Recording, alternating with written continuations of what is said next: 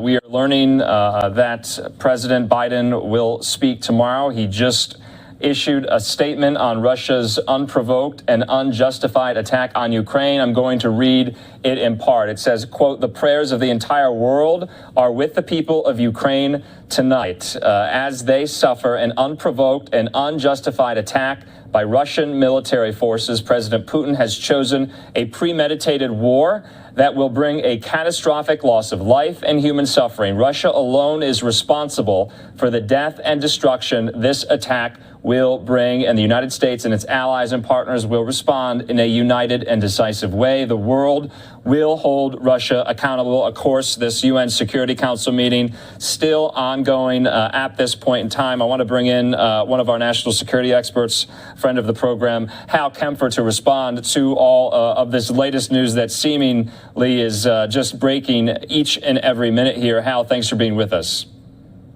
Thank you, Andrew, for having me on. There's a lot to talk about. There's a lot to talk about. It's a very fluid situation. Right now, I want to put up a tweet from Fox News correspondent Jennifer Griffin, and she says, quote, "A U.S. official tells me right now we're seeing the pre-assault fires. Expect this to go on for a few hours. Land attack to follow with all of the full forces Putin has arrayed, explosions heard in Kyiv, Odessa, Mariupol. It has begun." We're also getting reports from Fox News correspondent Trey Yingst, who is in Kyiv. He said explosions in Kyiv. Of course, right now it's about 5:30 in the morning there. We have a live now look in Maidan Square.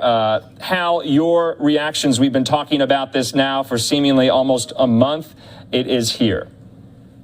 It is here, and what we're seeing are, whether you call them pre-assault fires, and that's perfectly acceptable military language, or preparatory fires prior to going in, we're seeing fires all over. Now, the interesting thing is Odessa, that kind of indicates to me possible naval fires. Could be missile fires, could potentially involve naval gunfire, but that's what that kind of indicates, and that's interesting.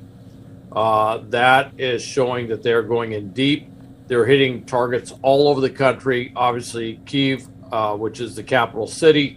Those are, and keep in mind, we only have so much information. Those are probably missile fires. They may be followed up with airstrikes.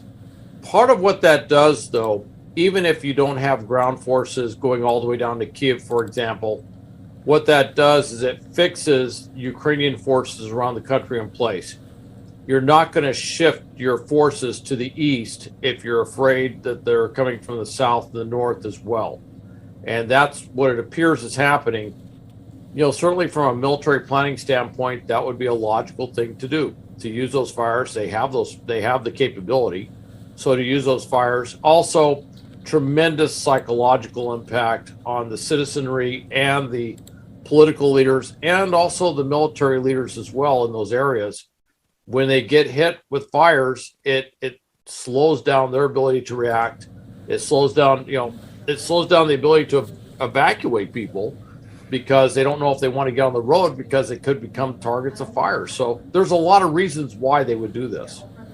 Hal, I wanted to get your thoughts as well. We had a very moving, stirring, and poignant speech today by the Ukrainian President Zelensky. Some of it, a majority of it, was in Russian. This was a speech not only to Ukrainians, but to Russians as well across the border, urging for peace. We also got the news today that Zelensky essentially called the Kremlin, requesting to speak with Putin. It went unanswered. It was denied. We're also learning about an hour ago that there is a flight restriction in all of Ukraine for civilian aircraft. And we have been tracking some of the flight tracking websites, and there are no planes over the country of Ukraine. It was entirely clear of air traffic. Is that normal? And of course, does that spark fears as well that any wrong move could down a passenger airliner like we saw back in 2014? Well, Andrew, part of it is psychological, obviously. It impacts a lot of different ways.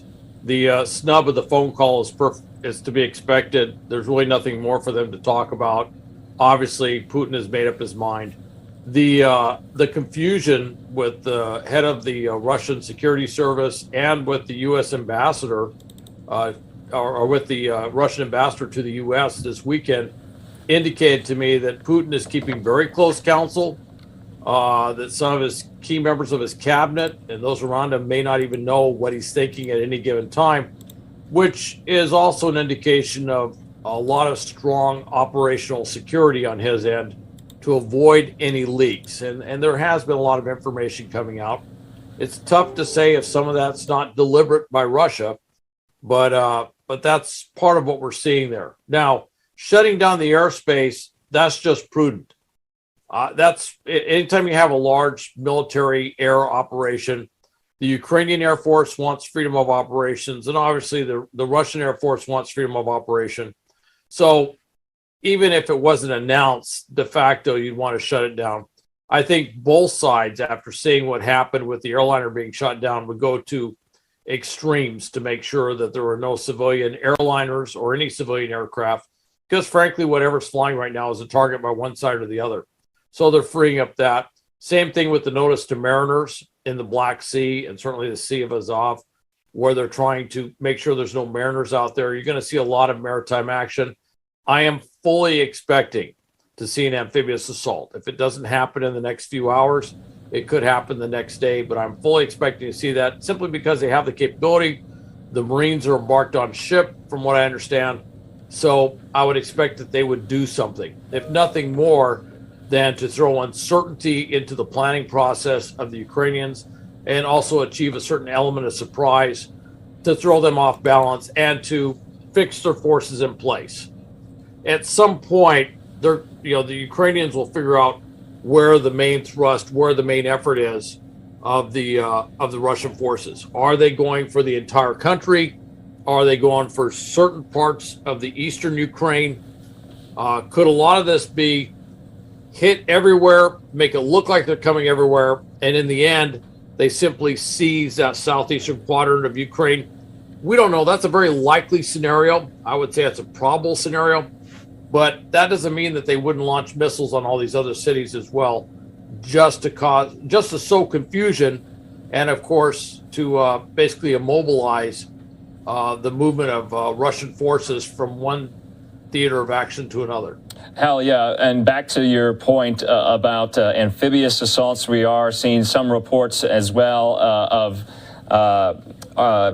explosions in the port city of Mariupol. We're also getting more and more of this translation from the Russian president Putin, who was literally speaking. I think he's still speaking, Hal, while we are speaking. And I want to read a quote that was just translated. He says, "A couple of words for those who would be tempted to intervene. Russia will respond immediately, and you will have consequences that you never have had before in your history." That is threatening language to maybe the United States, European allies, anyone who wants to get in the way of Vladimir Putin. Well, they're engaging in psychological operations and disinformation against the West. They're trying to stop us from doing something more concerted.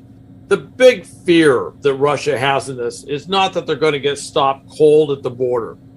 If the Ukrainian forces are prepared, and I believe they are prepared, their strategy will be to basically trade terrain for kinetic kills. They're going to gradually pull back their forces. They're going to move from battle position to battle position to battle position, and they're going to use the terrain to their advantage, try to inflict as much battle damage, as many casualties as possible on the Russians' part. One of the vulnerabilities, the biggest vulnerability the Russians have, is they've got somewhere between 2/3 to 75% of their operational ground combat units already committed. There really isn't some big strategic reserve that they can pull in.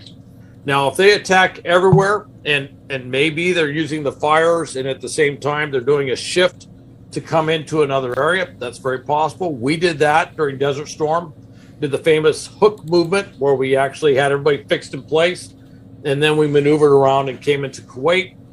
Well, that could be something they're thinking about as well.